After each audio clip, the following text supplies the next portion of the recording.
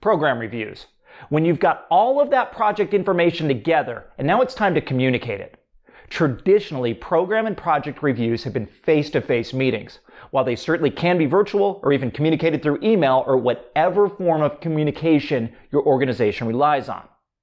Common to all forms of reviews is the idea that you may want to be prepared to discuss the state of your projects, the threats, the opportunities, the variances, and maybe even dissect the plan in front of managers and stakeholders who may disagree with you, sometimes passionately, about the state of that project that you are the analyst for. Here's a list of things I'd rather do than stand in front of a room showing endless slides of data while getting peppered with questions by people who never seem to agree with one another about darn near anything. For the first decade plus of my career in program control, every time I presented a program review for my projects, I was solidly playing defense. It usually went something like this. I'd have a chart absolutely stacked with data on the screen that no one in the room understood. And then I'd get tortured with questions about it. And then when I actually had information on the screen that I felt was vital, and I really wanted to talk about it, I'd be greeted with, "Next slide, please." In short, I was presenting data about the project, queried persistently by people who did not want or need to understand the data, and the items I felt that were most important for the executives to understand, they were quickly passed through. With all due respect to my peers who were doing their program reviews in this same fashion, I and they were doing them completely wrong. To be fair, we were following the exact procedures for preparing and presenting the program review packages. We brought all 30 to 40 slides and rushed through them in about 30 to 40 minutes. We received thanks from those executives. They were happy, and I was truly relieved when I was able to finally leave the room while the next victim walked into the room for their presentation. What we were effectively doing was demonstrating, in some weird and cryptic way, that we were in control of the program. I mean, we were program control. That's what we did. But it was more about discipline and ritual than providing much meaningful information to the executives and stakeholders. Frankly, I think they were as relieved when the reviews were over as program control was. And I often noticed that some of the most important members of the audience were out of the room more than they were in the room. And many of my reviews were simply delivered to the other members of the program control team seated around the perimeter of the room in the cheap seats, while the key decision makers were somewhere else entirely.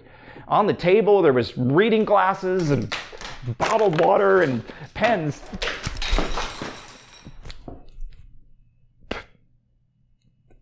Scattered about the conference table. That wasn't the bad news for me. Those reviews went pretty fast, actually, when nobody was really there.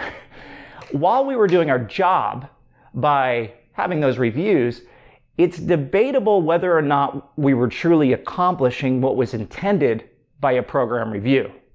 Now, it did bother me quite a bit, especially early in my career. But I didn't want to rock the boat. Do as you're told, follow the process, and that process was normally key punch into the schedule and cost planning tools, run the pre-designated, pre-designed reports, and then paste them into PowerPoint slides. Rinse and repeat for every project. One thing that kept bothering me is I was a program control analyst, and I could not point to one single aspect of the program reviews where I was acting as an analyst. I was conflicted, and I almost felt like I was lying. I'd not done any true analysis, nor was I really expected to. Much like animals portrayed with human-like features, this bothers the beans out of me. Now today, I want to talk about the idea of a strategic program review. What I had done previously were either what I'll call compulsory program reviews, key punch the data and show the reports, or tactical program reviews, where I might sort of show some information and try to show the top issues to on-time, on-cost program execution, but not really much substance. To me, a strategic program review, though, is something entirely different. The first key aspect of a strategic program review is that there's no one right way to do it. There's no set format. Some might be 1 minute long. Others might take all freaking day.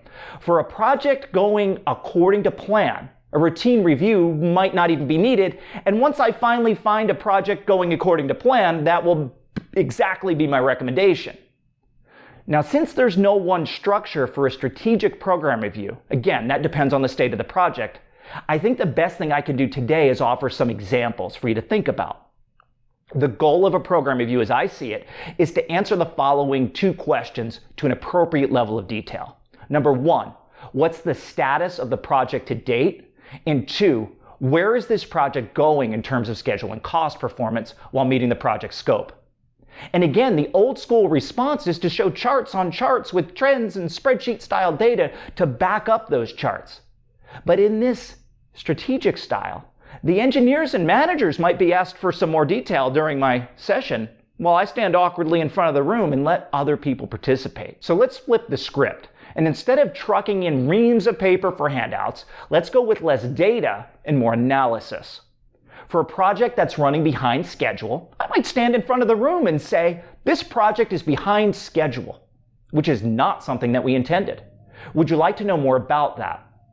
By asking the question, I'm giving the stakeholders the opportunity to chime in. I'm even inviting them to. But maybe they're already painfully aware of the delays on this project. Someone might ask, is it the suppliers still?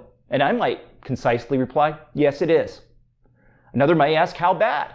I may answer, 1 month right now, but if the trend continues, we'll be 6 months late. Immediately, one stakeholder might turn to the supply chain manager and say, we need to talk. I may even intervene at that point and ask, do you want me to get a few of us in a conference room this week? I'm literally inviting everyone to table the discussion for now to propel this strategic review forward. Habitually, some people in the room may want to solve the issue right now, but this is a review. The item has been identified. And if the solution were easy, it would likely already be solved. At that point, all but 2 or 3 people in the room are saying, yes, please move on. They're given that body language. I'll look at the top executive and say, tomorrow, 8:30, you, and you. 9 times out of 10, we're moving on. Now let's examine one of the statements I made a moment ago, behind schedule. And then I briefly quantified it with, 1 month now, 6 months if nothing changes. That's real information, maybe even a little bit of analysis. But you can bet I've got the data with me if challenged on that by the program manager or someone else, perhaps in that rigid program review PowerPoint format, available if everyone does want to dig in and stare at an eye chart and nod their head quietly, hoping I'll advance to the next slide quickly. And quite a few program managers have challenged me because it makes them look bad if I'm reporting anything except on time, on cost, which is actually rarely the case from my experience. Let's do a few more. Hi everyone, we've overspent on this project. Would you like to know more about that? Or maybe something like this. I'm having trouble getting the engineering leads together for a true picture of this project. I'm going to need extra support to get the real story together. Now, that may be a little bit of a last resort, but I'm not going to take the blame if the team executing the project is unwilling or unable to provide me with the right information to do a successful review. No, don't get me wrong. I'll try behind the scenes beforehand, but if the information's not provided for me to put the program review analysis together, I'm going to address it at the program review. Program control is a program function. Just as an engineering function might be late due to a supplier, I, as program control, may be late due to a lack of clarity from my internal information suppliers. Don't get me wrong. Again, I'm going to try like mad to get all of the information I need for the review together. But if I'm unsuccessful, I'm going to shine the light where it's needed. And today more than ever, whether it's government contracting or commercial, information and analysis is key. And if I don't have that ready, I should be able to articulate what the shortfall is and why. Let's do a few more. The project is okay now, but inflation pressures are expected to cause a rise in the forecast, and I believe we'll overspend by completion. Now this one's very timely, and although it's bad news, it's much better to bring up preemptively that there's forecast problems while there's time for creative solutions, rather than reporting an overrun while it's being experienced. That's much more difficult to correct. Here's another. We're behind schedule and over cost. That's rarely recoverable. Here's the risk-adjusted end date and the cost forecast taking into account the current spend rate. That should be, as long as you've got some concise data up on the screen, that should be almost no questions asked. Here's another one. The largest issue on this project is federal legislation, and that may add time and expense. I've invited Susan from legal today to tell us more about this potential risk. Maybe that's for a working session, or maybe it's such a significant risk that you decide to have the expert on hand right there in the program review as your special guest.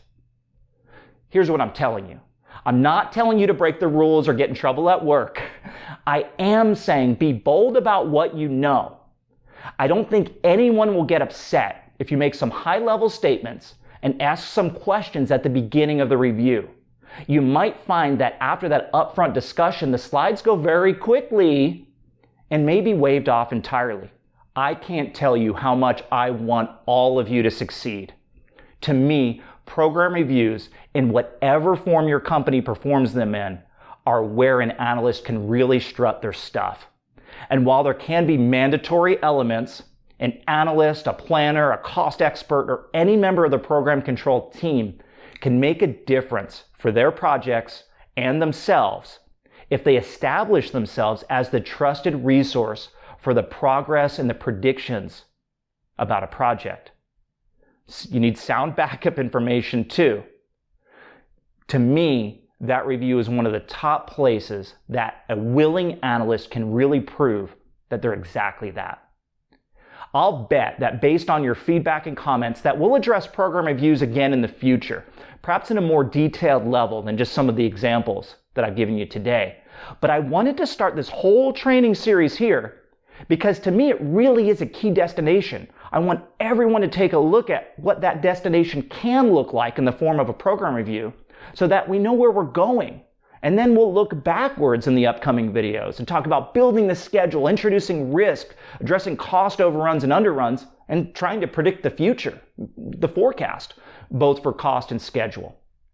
We'll all be back here soon for the next one. In the meantime, leave me a comment down below on the topic of program reviews or other topics that you might like to explore in future sessions. The goal of this series is for me to learn from you all in those comments and then also share my own experiences with you all as well. Thank you for watching today.